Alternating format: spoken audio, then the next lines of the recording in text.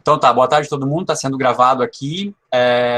No dia de hoje, a professora Andréia me solicitou que iniciasse com vocês às 15 horas, tem algum evento dela ali, não sei bem o que é. Então eu vou mostrar aqui algumas questões, e aí a gente conversa ali, eu apresento a aula de hoje, e falo também sobre as atividades, sobre as avaliações, e a gente vai conversando. Vou colocar como tela inteira aqui, porque estava com um problema na hora de apresentar. Deixa eu abrir aqui. Bom, então, pessoal, deixa eu ver se deu certo aqui. Alguém só confirma para mim se abriu a tela aí, faz favor. Sim, professor, abriu. Então, no primeiro dia de aula, né, dia 10 de setembro, a gente viu o plano de ensino, vocês contaram um pouco sobre vocês, a história de vocês, a gente viu ali o vídeo sobre Jon Snow, né, a questão da cólera ali inicial, vocês ficaram também responsáveis por ler o primeiro capítulo ali, que fazia uma abordagem geral sobre epidemiologia. Depois também passei algumas indicações, né, do livro Mapa Fantasma, uma resenha, a gente conversou mais um pouco sobre epidemiologia também, e a gente foi falando sobre a utilização dela, né, o uso e a utilização dela, que vocês vão ver mais para frente, principalmente semestre que vem, utilizando os sistemas de informação em saúde e essas questões relacionadas a isso.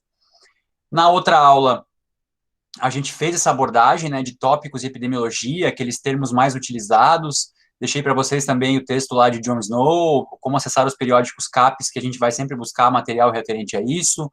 O portal do governo federal, que tratava sobre Covid, e deixei aquele documentário Herança Social, que fazia justamente uma abrangência maior sobre o que é saúde e doença, né, principalmente relacionado às questões sociais, tá? Eles fizeram uma atividadezinha ali, alguns termos e conceitos introdutórios.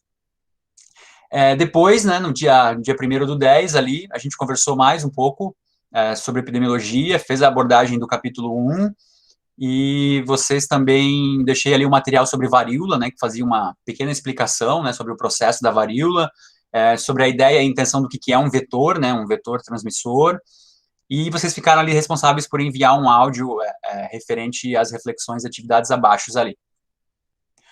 No dia 8 foi a avaliação, tá? Eu ainda não corrigi, acredito que até o começo da semana que vem ali eu entrego para vocês as notas, né?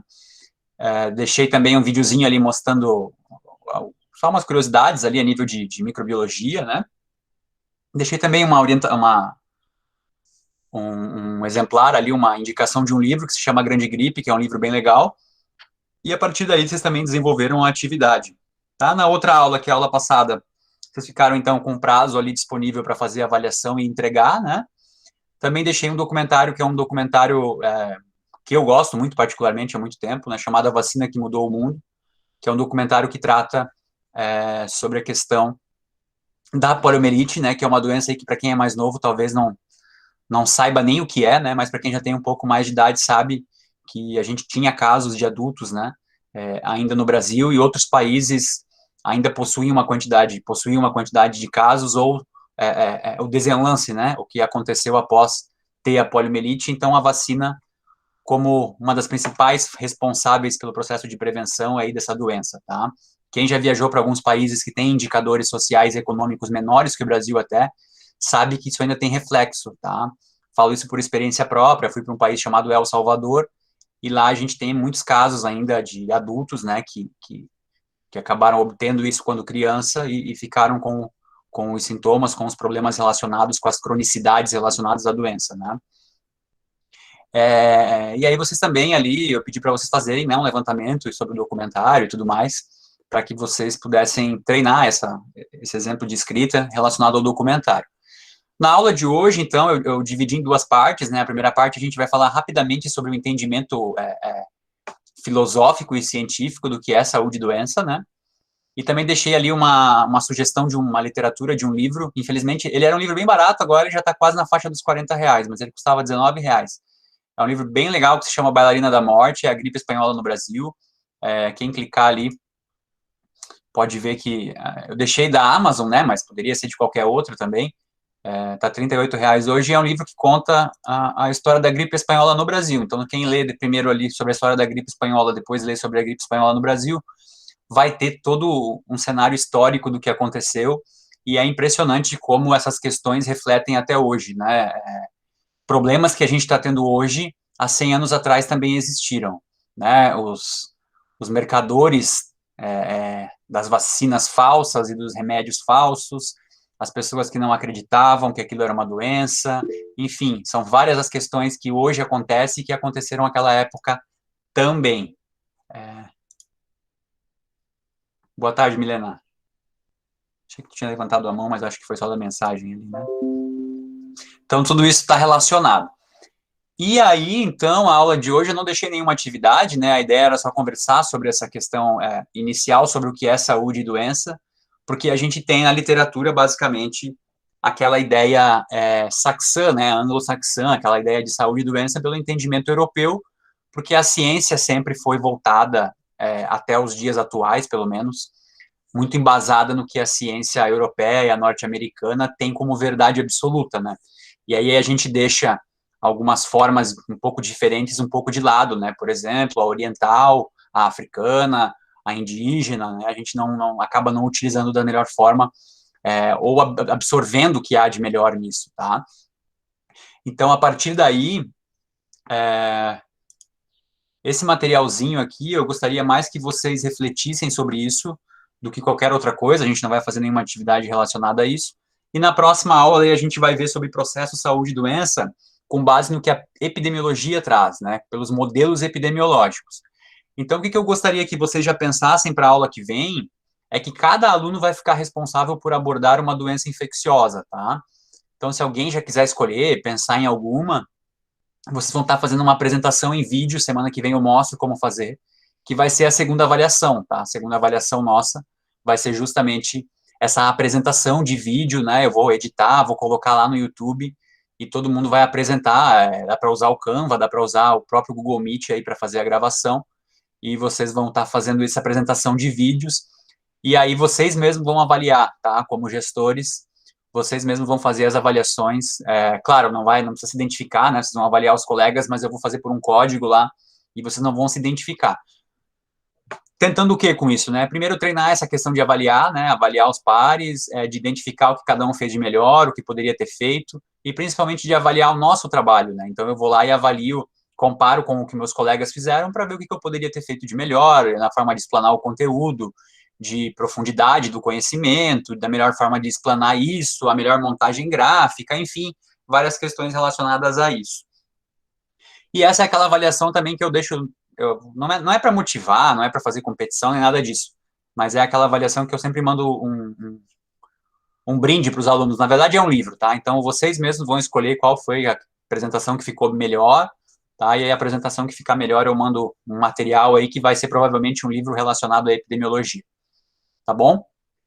Bom, gente, então a partir daí, né, a gente vai ver algumas definições, então, do que é doença, né? Existem vários formatos, várias abordagens, dependendo da forma como você pensa a doença e como você pensa a saúde, tá? Eu fiz, por exemplo, uma disciplina do mestrado chamada de prevenção à saúde, que a abordagem era num formato. Se você vai para epidemiologia, a abordagem é outra, né? Se você for perguntar para um oriental, geograficamente falando, o entendimento do que é saúde e doença vai mudar muito. Mas a gente tem uma base histórica, científica, que esse termo vai sendo acompanhado, tá? E aí, quando a gente fala nesse sentido, né, os autores vêm justamente para deixar claro que quando a gente fala em doença, ela não pode ser compreendida apenas como uma questão fisiopatológica, né? Como uma alteração do organismo, não apenas como isso, porque a pessoa pode ter uma alteração fisiopatológica e nem saber, e não sofrer com aquilo, não sentir dor, não ter nenhuma relação com isso. Então, doença deve ser caracterizada, ou deveria ser caracterizada, como um aprofundamento maior desse estado, tá? Que aí envolve o quê? Sofrimento, dor, prazer, enfim, esses valores, né, que são expressos pelo corpo subjetivo que adoece. Isso quer dizer o que também? Que para cada indivíduo isso vai ser diferente, né? A gente tem sempre uma base clínica, mas para o indivíduo essas alterações, a forma como essas alterações agem perante a ele, vai ser de formas diversas.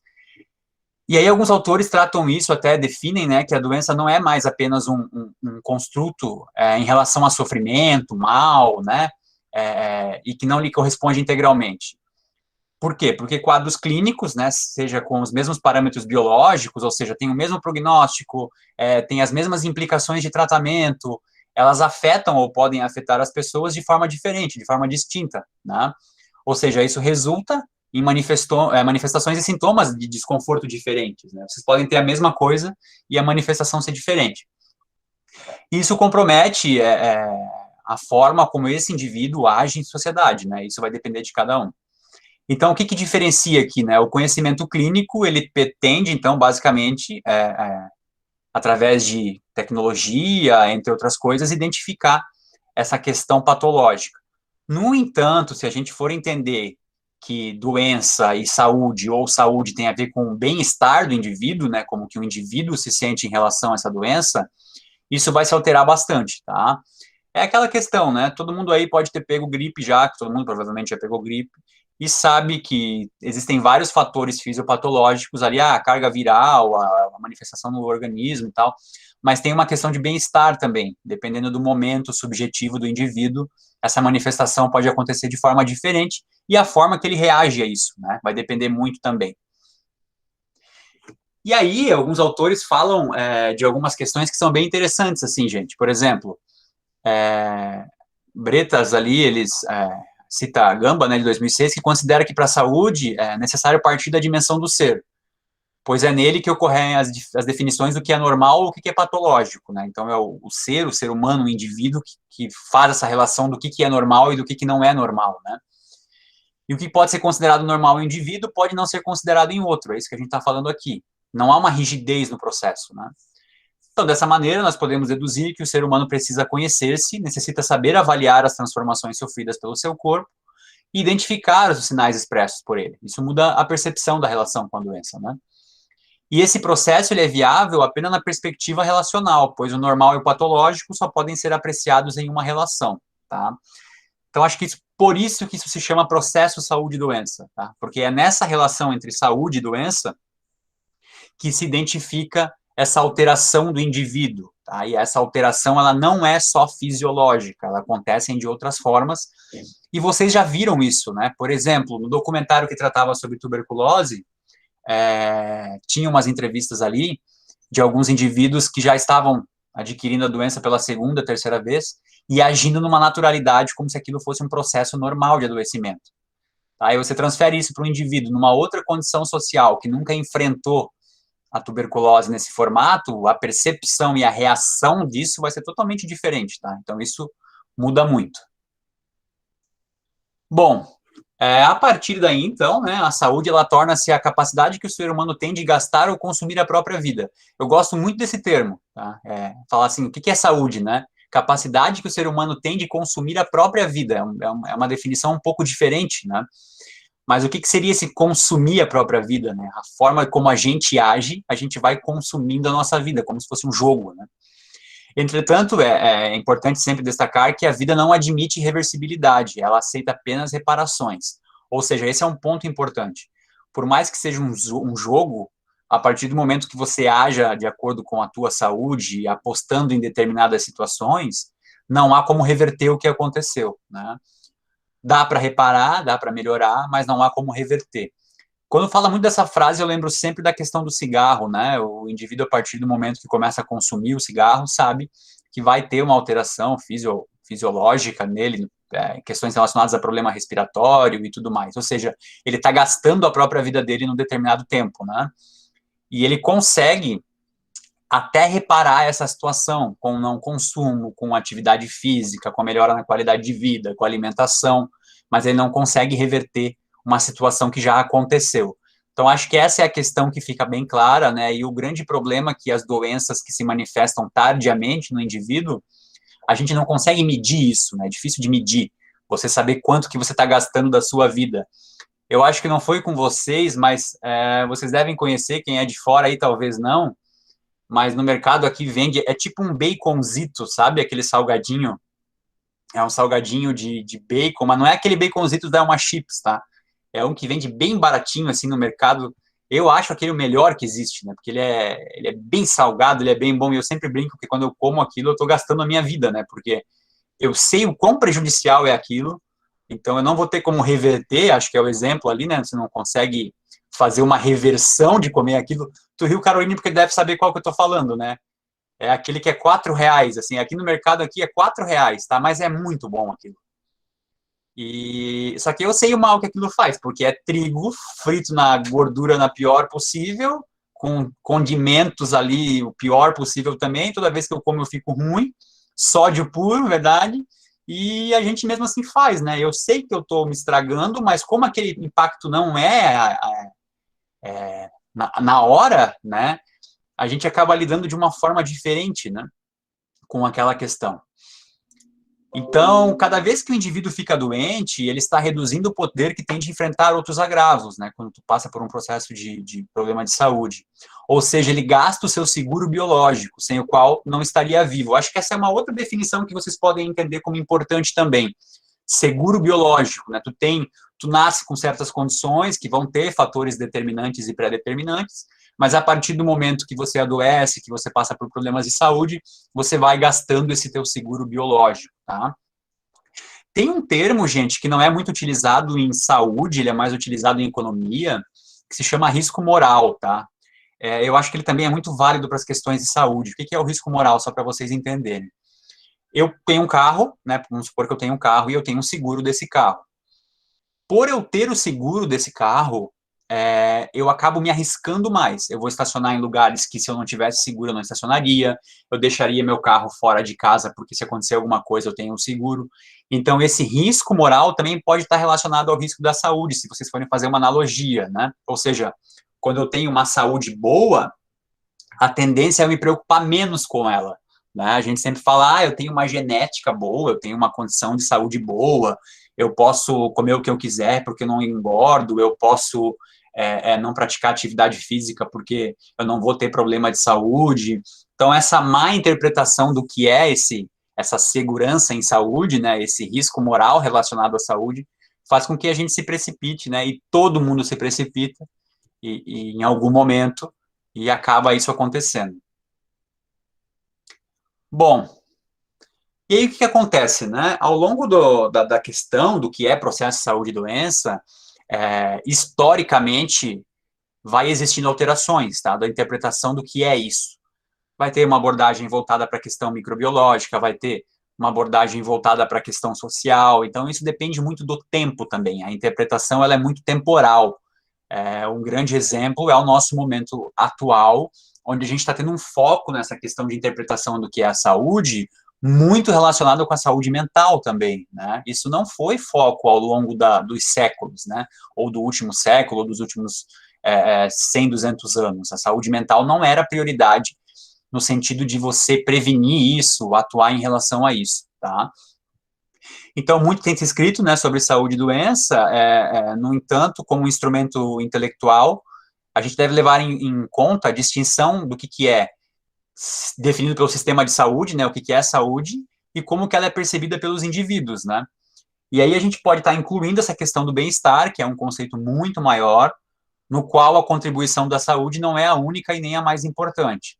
Se vocês fossem definir para mim o que é bem-estar, a gente não estaria falando só de estar com saúde, de não estar doente, né? Provavelmente vocês iriam incluir a questão familiar, a questão de um bom trabalho, a questão de renda, a questão de lazer, a questão de felicidade, né? De uma boa saúde mental. Então, são várias as questões que entram e que hoje são abordadas como bem-estar, não só mais saúde como um problema de uma doença, de uma patologia, tá?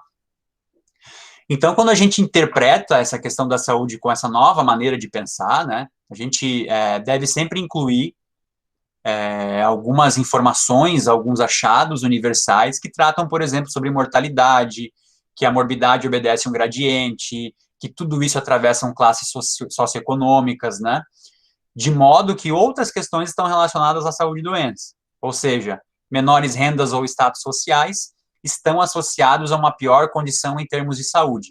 Gente, isso aqui não é o professor idealista falando. Se vocês forem pegar qualquer levantamento histórico dentro dos sistemas de informação de saúde, seja no Brasil, seja no mundo, seja no site das Organizações Unidas, a gente vai ter uma relação, uma correlação existente entre classe social e mortalidade, entre classe social e morbidade, né, entre classe social e determinados riscos à saúde, entre classe social e índice de desenvolvimento humano, tá?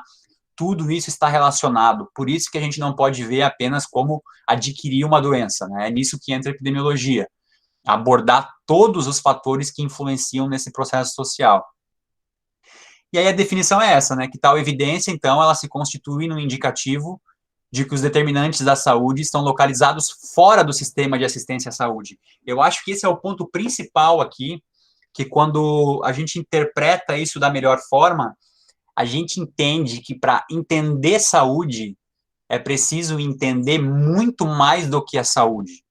Entender sobre saúde é preciso entender muito mais do que a avaliação clínica de um indivíduo.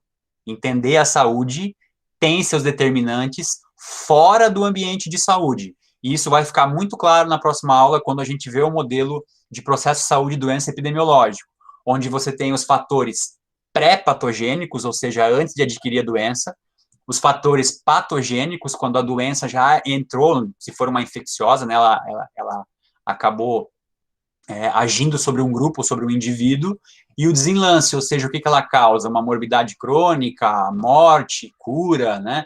Então, tudo isso fica muito claro nesses fatores pré-determinantes, ou seja, o que faz você adquirir uma doença acontece antes de você ter a doença. Pode parecer óbvio, né? Mas a ideia aqui é que esses fatores estão relacionados não com o atendimento clínico, e sim com a prevenção, com a promoção à saúde, e essas questões que envolvem uma abordagem anterior à assistência à saúde dentro de um sistema de saúde. O que isso quer dizer? Que o profissional da saúde precisa entender de economia, precisa entender de questões sociais, precisa entender de gestão, precisa entender de transporte coletivo, de urbanização, de todos os outros fatores que estão envolvidos dentro de um sistema onde a sociedade está inserida, né? São vários, inúmeros, infinitos. Bom, aí aqui tá, Gardner também, Gardner não, é Gadamer, eles citam uma outra definição que é a seguinte: saúde e doença não são duas faces de uma mesma moeda. De fato, se considerarmos um sistema de saúde, como por exemplo o SUS, é possível verificar que as ações voltadas para o diagnóstico e tratamento das doenças são apenas duas das suas atividades, ok. Agora, inclusão social, promoção de equidade ou de visibilidade e cidadania são consideradas ações de saúde. O entendimento da saúde como um dispositivo social, né, relativamente autônomo em relação à ideia da doença, e as repercussões que esse novo entendimento traz para a vida social e para as práticas cotidianas em geral dos serviços de saúde em particular. Abre novas possibilidades na concepção do processo saúde e doença. Veja, basicamente, né, a questão é essa, ou seja, se eu entendo através dos indicadores, através dos números, que o problema da saúde está relacionado antes do atendimento à saúde, é óbvio que a gente precisa agir em outras frentes para que não haja isso. Se eu tenho o entendimento que os condicionantes sociais, como renda, pobreza, estão relacionados com problemas de saúde, não vai ser tratando a saúde do indivíduo que eu vou resolver o problema, certo? Vai ser agindo nesses fatores determinantes que causam essa doença nesse indivíduo ou nesse grupo. Então, vai ser o problema de renda, vai ser o problema social, que é o fato gerador disso, que são os fatores determinantes nessa doença. Então, está para além da saúde. Eu acho que esse é o entendimento que deve ficar bem claro aqui. Então, quando vocês tratam de políticas públicas, apoio, né, a indivíduos de baixa renda, apoio nutricional na escola, tudo isso está relacionado com essa questão, tá?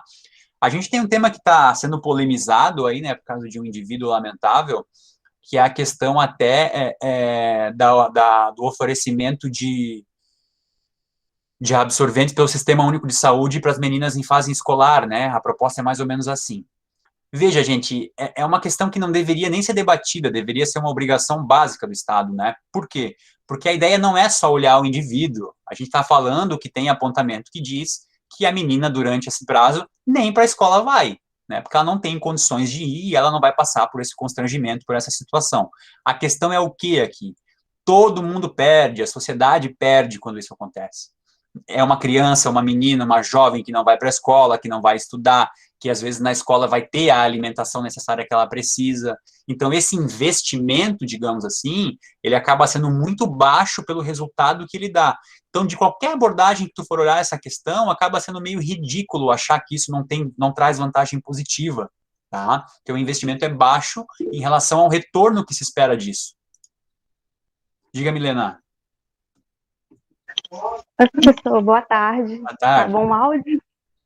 Tá. Pegando um gancho do que o senhor estava falando, eu acho que foi na avaliação que teve uma pergunta sobre o que era esse processo de saúde e doença, né? E eu percebi que eu escrevi pouco perto da primeira questão. Então, eu percebi que eu tive um pouco de dificuldade em entender o que era esse processo de doença. Porque antes dessa tua aula agora, eu estava entendendo como doença e saúde é algo isolado. E pelo que você acabou de explicar, é um processo, é uma relação, e agora tudo fez sentido assim na minha cabeça. Então, é um processo onde uma depende da outra. E agora, falando de políticas públicas, eu estava tentando entender por que estudar epidemiologia, haja vista que. É porque eu faço essas questões, tá, professor? Eu sou muito crítica, assim, mesmo comigo mesmo estudando. E eu estava procurando entender por que estudar epidemiologia, haja vista que alguns fatores, né, e principalmente algumas doenças que a gente encontra na saúde pública, né, é devido ao descaso do governo, ao descaso do poder público. E como é que eu vou fazer algo, por exemplo, que não depende de mim, que depende do poder público, de terceiros, e não de mim, não do meu trabalho, né? E agora eu entendi que é para a gente pressionar, saber pressionar o governo, né? Fazer políticas públicas, é, explicar, dar informações para a sociedade, para poder pressionar o governo acerca disso, né? Da pobreza menstrual que o senhor citou. É lamentável ter um governo que pensa de uma forma que, às vezes, eu fico me questionando como esse homem chegou a tal ponto, a tal lugar, e como que ele não é freado.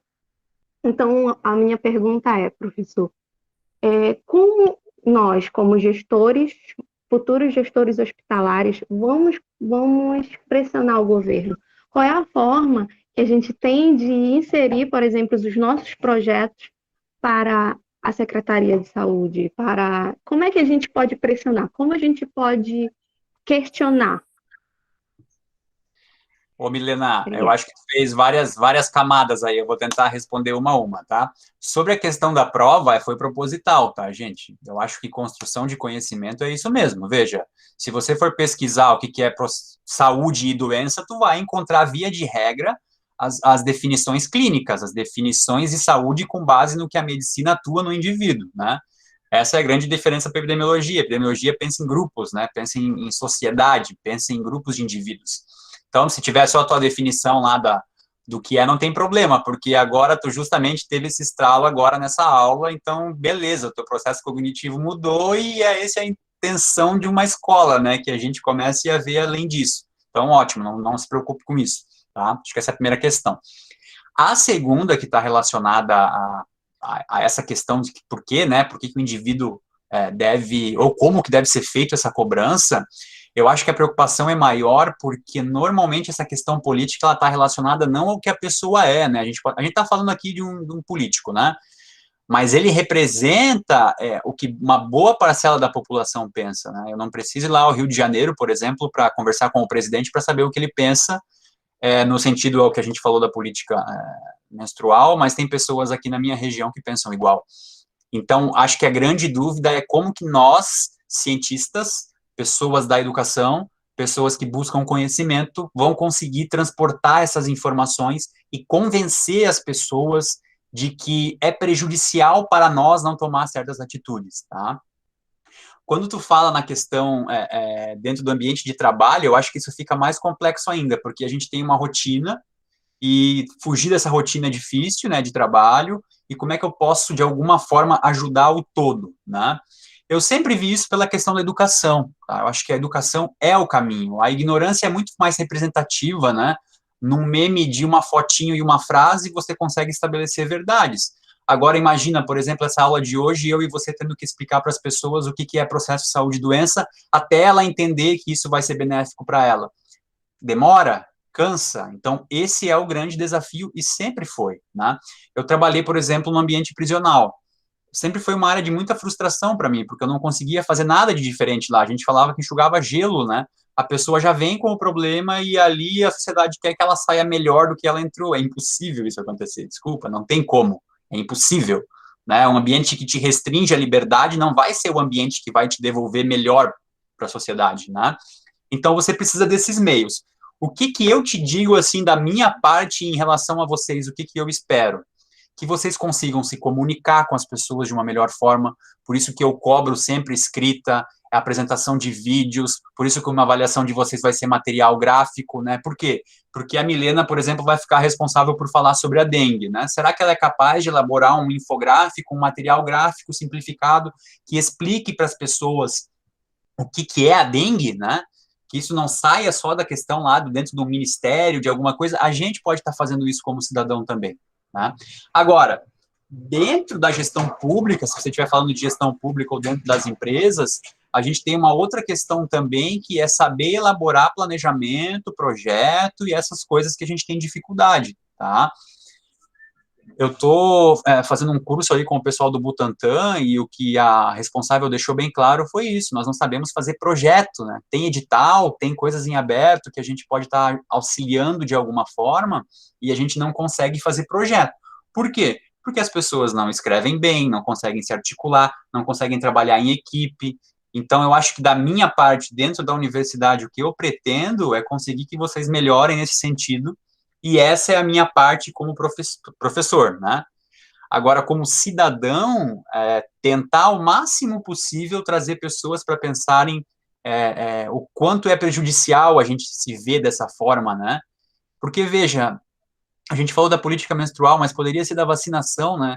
Como é que um país progride se as pessoas não acreditam nem na utilização de máscara, nem na utilização da vacina, sabendo que a gente tem um histórico vacinal há mais de 100 anos que mostrou, que erradicou doenças? É só através de informação. A gente precisa colocar na cabeça das pessoas de que isso não é assim, tá? Que tem que demonstrar. É difícil? É pra caramba, né? O cara num meme coloca lá, ó, essa pessoa tomou vacina e morreu, né? A vacina não funciona.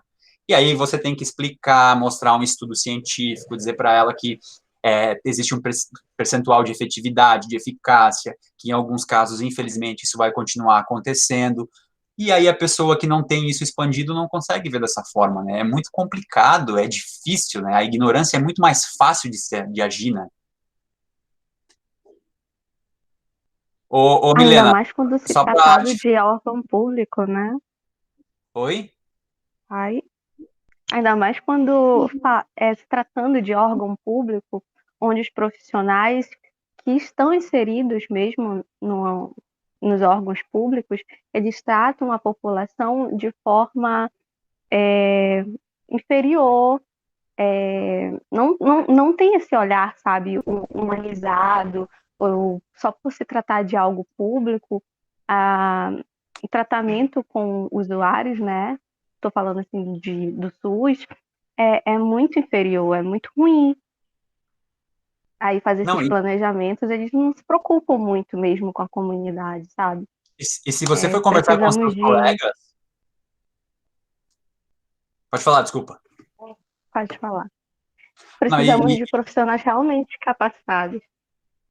e tem uma questão regional também que é muito complicada, sabe? A gente fala SUS, a gente está falando de Sistema Único de Saúde, mas infelizmente a gente tem vários SUS no Brasil, né?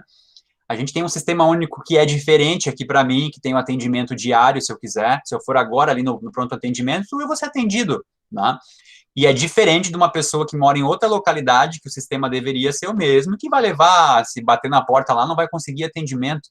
A gente teve relatos essa semana de uma colega de vocês da outra turma, que é do Rio de Janeiro. O que ela contou é uma realidade que eu nunca vivenciei, sabe? Então, assim, além disso, a gente tem essa questão. E aí, o que que entra, assim, só para finalizar essa provocação, né? Vocês gostam de política? Quando eu falo gostar de política, não é nem se candidatar a um cargo eletivo, é saber o que que acontece na política, né? Eu, às vezes, mando ali para o pessoal a Folha de São Paulo, mando algumas notícias, algumas coisas relacionadas ao que está acontecendo no Congresso, né? Eu acompanhei muito a CPI da Covid, não porque eu gosto de política, mas essas pessoas estão decidindo a nossa vida, né? Então, enquanto as pessoas não participarem disso, também vai ser um problema. Então, a gente tem um problema estrutural e a gente tem um problema individual, né? Uma população que não se engaja politicamente, ela não vai conseguir melhorar essas questões, né? Então, é muito complicado isso, né? Mas, enfim, vamos lá. Tem mais algumas coisas que a gente pode pensar aqui, tá? Tem a questão histórica, tá, pessoal? O que a questão histórica tem a ver com essa ideia? Foi justamente aquilo que eu falei, que ao longo do século essas percepções foram mudando, né? A gente tinha na antiguidade, por exemplo, uma base religiosa mais politeísta, né? Ou seja, aquelas religiões mais baseadas em vários deuses, né? Então acreditava-se que a saúde era uma dádiva e a doença um castigo dos deuses. Então, se você estava doente, porque você foi castigado, você fez alguma coisa errada. Com o decorrer dos séculos e o advento dessas religiões voltadas mais para o monoteísmo, né, uma religião voltada para um Deus só, a dádiva da saúde e da castigo da doença passou da responsabilidade de um único Deus, né? Então, um único Deus era responsável por propor a você, né, por dar essa dádiva da saúde a você, ou da doença, dependendo da questão. E aí, a partir de 400 anos antes de Cristo, a gente já tem alguns escritos, né, romanos, gregos, e Hipócrates desenvolve um tratado ali chamado Tratado dos Ares e Lugares. Eu tenho esse texto, depois eu publico para vocês ali, é um texto bem legal, onde ele relaciona, então, que muitas questões de doenças não estão relacionadas com deuses, estão relacionadas à moradia que a pessoa tem, a água para beber, os ventos, né, a gente tem a questão da miasmática, né, que sempre estava relacionado com aquela putridão, com problemas relacionados a isso, e isso sim estava relacionado com a saúde e doença. Eu acho que isso aqui é um pré-ensaio do que seria a epidemiologia, né, começa a ver a doença e saúde numa outra abordagem, ou seja, o local que você mora, a água que você bebe, os ventos que você tem à sua volta, eles sim são responsáveis pelo teu adoecimento e não a questão religiosa, né? E aí, séculos mais tarde, as populações passam a viver em comunidade e aí vem um reforço disso, né? O reforço disso é a teoria miasmática, né? Que inclusive, naquele material que vocês viram sobre John Snow, sobre a cólera, era justamente a abordagem da época, né? Que a doença vinha desses lugares fétidos, da podridão, do churume do lixo, do vento, então era relacionado a isso, né? As doenças vinham dessa questão. Agora, gente, uma posição pessoal, né? Eu não consigo condenar os indivíduos que acreditavam nisso no século passado, 2 séculos atrás, porque não existia a microbiologia como ela se vê hoje. Então, você não tinha acesso a esse tipo de informação para saber que existia um micro-organismo que era patógeno, né, que era responsável por esse adoecimento. Então, você cria hipóteses, né, do que pode ser que está acontecendo. Se a pessoa bebe água e fica doente, obviamente a primeira hipótese que você cria é que a doença vem da água. Se a pessoa sai na rua, né, e está ventando muito aquele dia, e só que ela passa por uma outra pessoa que transmite alguma determinada doença, só que você não sabe que é assim, você vai dizer que é do vento. O que não dá para a gente entender é que com todo esse acesso à informação que a gente tem hoje, isso ainda aconteça, né? A pessoa pode pegar, ir num laboratório, pensar assim, olha, eu quero ver como é que é um micro-organismo, né? Eu quero olhar, assim, num laboratório, assim, num microscópio, para ver que isso existe mesmo, que ninguém está inventando isso para mim, né? Ou na internet, enfim, seja como for, para acreditar no que a ciência se propõe a dizer, né? E, ao mesmo tempo, eu acho que o que fica também de reflexão aqui para vocês o que vai acontecer daqui 100 anos, né? Como que isso vai ser visto? Ou seja, a gente já passou por uma questão religiosa, ou seja, saúde era dádiva, doença era praga ou desgraça, né? Isso se alterou, já teve uma revisão de que poderiam ter outras abordagens relacionadas a isso, teve a teoria miasmática, depois teve a ideia com o surgimento dos micro-organismos, né, que era a teoria microbiana, então o foco foi, durante muito tempo, a questão dos micro-organismos como os únicos responsáveis pelos problemas, né, e também é compreensível isso, você descobre que existe um micro-organismo causador da doença, e que se você fizer algum tipo de medicação ou vacina, você cura aquela doença, o foco vai ser esse. Atualmente, a gente tem um avanço nisso também, e aí começam a surgir outras formas de se pensar isso, né?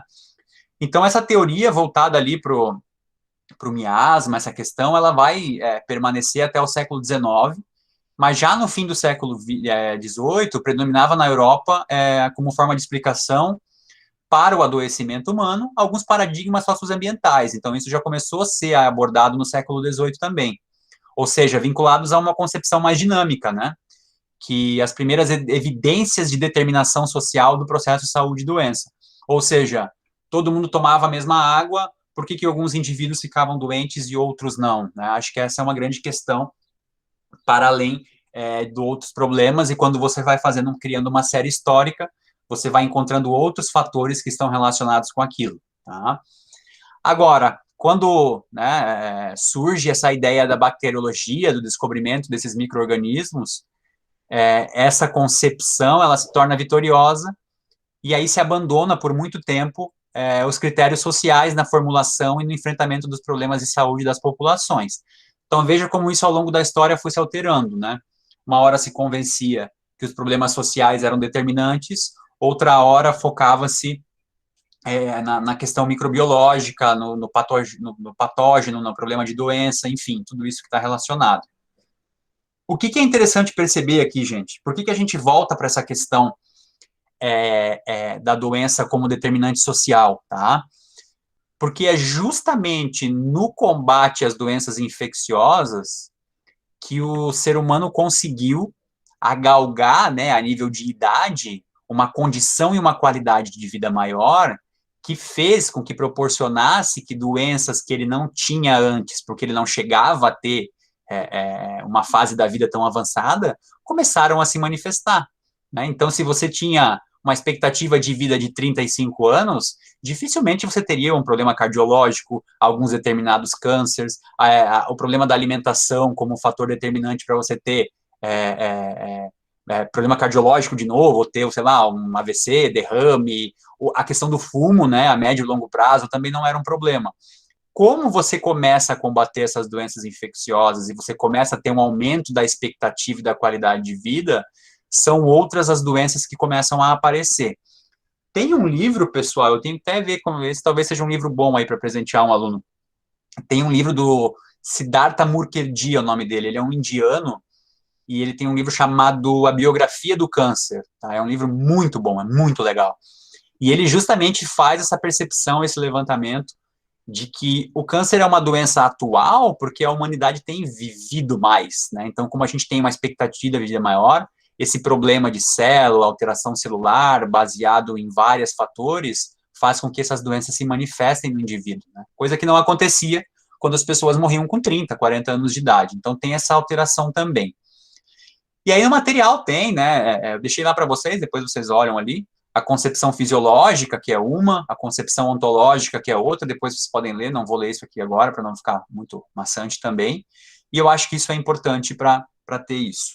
Bom, e aí, no final do século XIX, ali, né, a gente tem essa base, então, da teoria microbiana, né, ou seja, os micro-organismos são os responsáveis por proporcionar essa alteração de saúde e doença no indivíduo. A predominância de tal ordem que, boa medida, fez obscurecer algumas concepções que destacavam a multicausalidade das doenças ou que apontavam para os fatores de ordem socioeconômica. Então, essa ideia de que eram muitas causas que causavam uma doença ficou um pouco... Claro que ela sempre existiu, né, mas ela ficou um pouco afastada. Tá? Na atualidade, identifica-se o predomínio da multicausalidade, então hoje a gente tem esse entendimento de que é o período todo do ciclo de uma doença que vai causar essa doença, mas que a gente tem essas questões multicausais, ou a gente vai ver ali em epidemiologia como multifatoriais, que são as questões que acabam prejudicando esse processo de saúde e doença. Então, você tem determinantes sociais, determinantes econômicos, determinantes ambientais, determinantes também do indivíduo em si, né? Então, são várias as questões que causam isso. A gente vai ver uma classificação com vários, tá? Então, com base nessas condicionantes individuais. Como alternativa para superar essa ideia, se propõe a articulação das dimensões individual e coletiva no processo de saúde e doença, ou seja, fazer tanto a análise individual, né, do que acontece com o indivíduo, a alteração dele, mas também o que acontece no coletivo, essa questão epidemiológica dos grupos, das questões coletivas. Então, no final do século XVIII, também predominava nessa explicação como o adoecimento humano, paradigmas sociais vinculados a uma outra concepção, tendo se esboçado as primeiras evidências de determinação social no processo saúde e doença. Aqui que eu faço aquela reflexão para vocês, porque vejam, a literatura científica é muito baseada no que se existia, né, em relação à ideia europeia. Mas a gente não pode esquecer que a gente tem povos de todas as origens, né, que também atuaram e têm as suas sabedorias relacionadas à questão do processo de saúde e doença. Então, eu acho que a gente tem uma imagem sempre muito reduzida, tá, pessoal? Eu falo assim, uma percepção pessoal, né, eu que estou entrando agora na área da saúde também, porque eu sempre tenho essa tendência de olhar o macro, né, e aí eu fico pensando o que aqueles países do Oriente Médio, né, que têm um histórico tão longínquo, vivendo em condições tão adversas, eles têm em relação a essa percepção do que é saúde e doença, né? Os orientais têm uma outra percepção também cultural do que é saúde e doença. Qual que é a percepção dos grupos étnicos e das tribos na África também vão ter uma outra percepção, né? Dos povos nômades, a percepção dos povos que vivem em áreas gélidas, vai ter uma outra abordagem também, que muito provavelmente eles não deixavam escrito, ou se deixavam, a gente não adquiriu essas informações da melhor forma, para tentar tirar o que há de mais sábio de cada um deles, né? Não precisa ir longe, a gente tem isso no Brasil. No Brasil a gente tem isso. Por quê? A gente não conseguiu absorver toda essa sabedoria indígena, por exemplo, nessa relação, né? O índio é visto de uma forma, continua sendo visto de uma forma preconceituosa, e visto com características e preconceitos que não atendem o que a gente precisa buscar também. Ah, professor, por que tu está falando isso? Tem um livro aqui, deixa eu ver se está aqui. Esse aqui, ó. Uma breve história da ciência. E ele faz uma abordagem, por exemplo, daqueles países do Oriente Médio, que hoje são ali, né, Iraque, Irã, que na época já foram outras denominações, né, Pérsia e tal. E eles tinham um rico conhecimento em questões de saúde, mas a abordagem era outra. E a gente negligenciou isso ao longo dos séculos por predominar a questão europeia e anglo-saxã nessa relação. Acho que fica essa percepção também, né? E isso vem mudado, né, pessoal? Se vocês forem pensar, a gente tem a medicina oriental hoje até dentro do Sistema Único de Saúde. Há um reconhecimento disso também, né? Então, veja, como forma de tratamento, são utilizadas essas percepções, mas às vezes como forma de prevenção, não. Eu poderia perguntar a vocês aqui, por que o povo japonês, ele tem uma expectativa de vida melhor do que a nossa, né? Por que o povo japonês, por exemplo, eles têm um índice de massa corpórea, né, que tem uma questão de relação com o alimento diferente da nossa, e por que se isso é positivo ou não é, né? Será que isso tem a ver com a longevidade deles? É uma questão que a gente pode ter e aprender com esses outros modelos, né? Bom, tá quase terminando, tá, gente? Acho que é o último aqui. Aí a gente tem essa base conceitual, né? E aí começa a surgir essa ideia de medicina preventiva, se for falar sobre a questão do indivíduo, ou de questão de promoção e prevenção à saúde, e a epidemiologia também ajudando nisso. E surge um outro modelo, né, que é o modelo de tríade ecológica, a gente vai ver isso também, onde ele aponta essas causalidades das doenças, tem o modelo de causalidade de Rio, que a gente também vai ver. Ele faz essa relação entre o agente, né, o hospedeiro e o meio ambiente. Então, essa é a primeira abordagem que é feita nesse formato de entender que tem um agente suscetível, um hospedeiro e o meio ambiente, tá? Essa relação acaba tendo uma compreensão maior do que é esse processo de adoecer ou o processo de ter saúde, processo saúde e doença. Então, esse conceito, né, de história natural das doenças também é definido como as interrelações do agente, do hospedeiro e do ambiente que afetam o processo global e o seu desenvolvimento.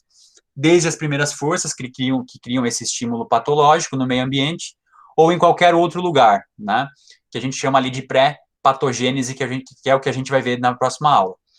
Então, passando pela resposta do homem ao estímulo, né, ou seja, a forma como esse indivíduo vai reagir a essa interação, vão gerar alterações, né, que levam a defeito, invalidez, recuperação ou morte, tá? Entendendo como a alteração que acontece dependendo do meio que o indivíduo está inserido. Isso vai ter essa percepção. Bom, pessoal, isso aqui, na verdade, é mais uma reflexão, né, de vocês entenderem ou se perguntarem, né, qual que é a validade disso, por que que eu devo entender. Eu acho que o que a Milena pergunta ajuda, né, no sentido de o que que a gestão tem a ver com isso, né, para ter essa percepção de qual é a validade dessa utilização dessas ferramentas. E sempre quando eu falo com os alunos, né, o pessoal do segundo, da Epidemiologia 2, quando você começa a ver as ferramentas práticas, tu começa a ver mais sentido ainda nesse processo, né? Então tenham calma nesse entendimento, porque eles, por exemplo, agora estão acessando sistemas de informação, estão começando a entender que quando você faz uma busca por raça, por sexo, por renda, por faixa etária, as doenças se manifestam de forma diferente, então não é só o agente causador que é o problema da doença, e sim outras classificações que não têm a ver com saúde especificamente, e sim com N variáveis, né, multicausais, multifatoriais, que podem estar causando isso, tá? Pessoal, a ideia era ser rápido hoje mesmo, né, acho que a Andréia quer ter uma aula com vocês às 15 horas, não vou passar a atividade, porque eu vi que acho que todo mundo fez a avaliação e todo mundo fez lá do documentário, mas eu queria saber se vocês gostaram daquele documentário ali sobre a poliomielite, se todo mundo já tinha visto.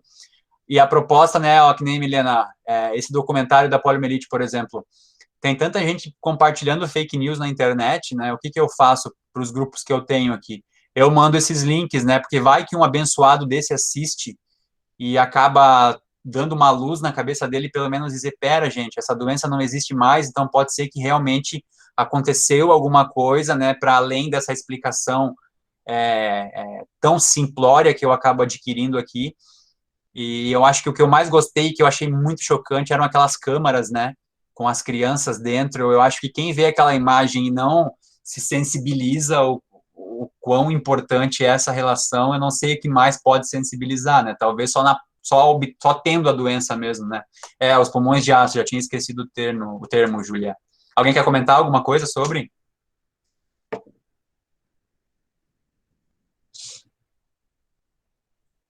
Eduardo. Professor, eu gostei bastante. Desculpa, pode falar, Cauê, desculpa. Eu gostei bastante, professor. E sim, né, é mais um exemplo do que aconteceu, né? No caso, foi as vacinas que realmente resolveram a doença. E o pessoal não faz associação com a história, né, com a atualidade. Eu acho isso impressionante, acho isso realmente muito impressionante, né? Porque nós temos várias doenças que foram erradicadas aqui no Brasil, graças aos nossos institutos, né, nosso sistema de saúde. Não, é bem isso aí, Cauê. E quando a gente ouve pessoas, por exemplo, eu falei para vocês daquela palestra que eu tive com a profissional do Butantan, né? Chega a ser triste, assim, porque tu vê que é uma profissional capacitada, tá 30 anos no Butantan, trabalha com projetos, e ela olhando para nós, assim, falando assim ontem, gente, nós éramos para estar exportando as vacinas, nós temos capacidade fabril para produzir as vacinas. A gente era para estar produzindo, se a gente tivesse tido apoio, a gente estava construindo um parque fabril maior para fazer mais vacinas para poder estar vendendo. A gente estaria ganhando dinheiro, ajudando o mundo e da melhor forma possível, assim, reproduzindo isso, sabe? Mas é uma questão que, infelizmente, né, é muito triste, né?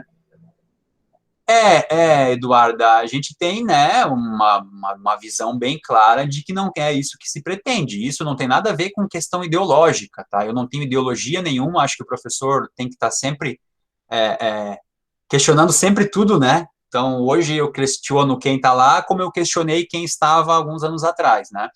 Mas é bem claro que, como não é uma vontade política da nação, ou seja, do representante máximo, essas coisas deixam de acontecer, né? E ela falando aquilo ontem me deu, assim, uma frustração tão grande, sabe? Pensando você geraria renda, riqueza, né? Tu atrairia um foco positivo para o país, atrairia investimento, esse investimento poderia retornar na própria saúde, porque tu estaria vendendo vacinas, né? Não comprando a preço absurdo, você está fabricando, você está vendendo. Mas não foi a escolha, né? E aí vem de acordo com aquilo que a Milena falou, a gente tem que, como sociedade, pensar bem o que a gente quer de futuro, né? Para ver o que vai, qual que é a melhor forma de se resolver isso, né? Eu não sei, eu realmente não sei. Mas eu espero que o conhecimento, que o que vocês possam estar evoluindo aí dentro do curso e outras coisas, ajude todo mundo também, né? para que a gente fuja dessas armadilhas aí de profetismos e falsos líderes que todos os países passam, né, e não é só aqui, não é um problema só nosso, tá, é um problema mundial. Beleza, gente? Fechou? Não vou fazer atividade hoje, tá, deixar vocês livres, mas semana que vem, 1h30, tá, não se atrasem, porque semana que vem a gente vai ver processo de saúde e doença com base na epidemiologia, tem bastante coisa, e eu também já vou propor avaliação, então já aquilo que eu falei no começo ali, eu vou propor algumas doenças infecciosas para vocês estarem estudando, para vocês fazerem todo o ciclo de pré-patogênico, patogênico e desenlace, mas se alguém já tiver interesse por alguma, porque pode estar usando em alguma atividade, aí comente lá na próxima aula, tá? Mas a ideia é que cada um fique com uma doença infecciosa, que depois, no semestre que vem, vocês possam estar acessando elas dentro do próprio sistemas para a gente fazer um comparativo real, né? Fazer uma pesquisa mesmo com os indicadores disponíveis no Sistema Único de Saúde, no Tabnet, enfim, outras questões. Tá bom? Desejo aí, então, um bom final de semana a todo mundo. Daqui a pouco eu tenho banca também de qualificação. Qualquer coisa me procura.